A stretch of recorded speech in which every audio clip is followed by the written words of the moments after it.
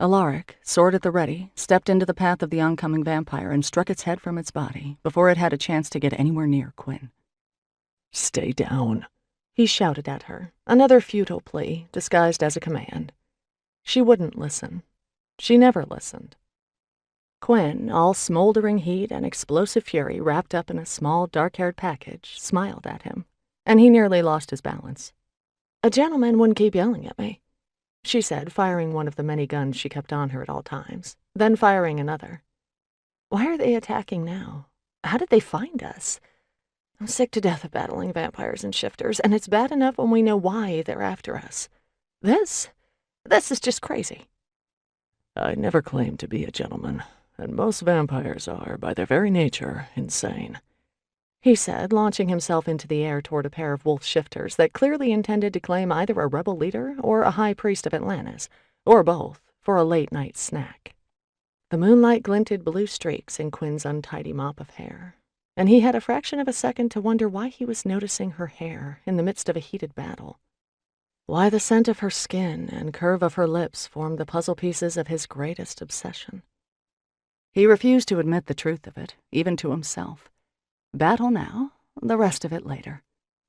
Alaric released the energy sword and conjured ice daggers as he flew up and over the shifters, and then hurled both of them down at precisely the exact time and angle needed to simultaneously pierce both of their hearts. They fell, thudding to the ground together in a shapeless mass of unrealized rage and thwarted ambition.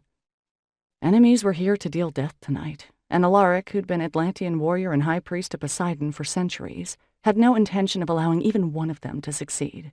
Not if he could help it. "Beware," he called out, but a tiger's scream drew his attention from Quinn after she shot an attacking wolf shifter. Jack, one of fewer than a dozen tiger shifters still in existence, fought like a berserker from old, only a dozen paces from where Alaric and Quinn stood. A vampire's head rolled from its body seconds after Jack struck.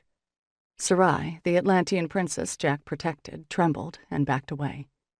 "Help Sarai," Quinn shouted at Alaric. "She's just out of stasis after 11,000 years. It's not like she knows how to protect herself from this."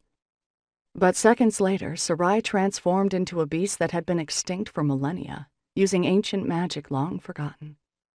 A shimmer of brilliant silver power surrounded her, and then a saber-toothed tiger roared where an Atlantean princess had shivered in the cool night air.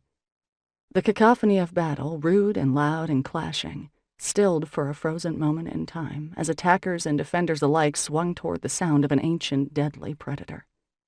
The forest itself froze as nature's darkest memories conjured up long-forgotten fears. Quinn's small guns barked out a warning, once, twice, thrice, and Alaric whirled to find a dead vampire slamming into the ground at his feet. He looked up to meet Quinn's gaze, all smoke and mystery in the moonlight.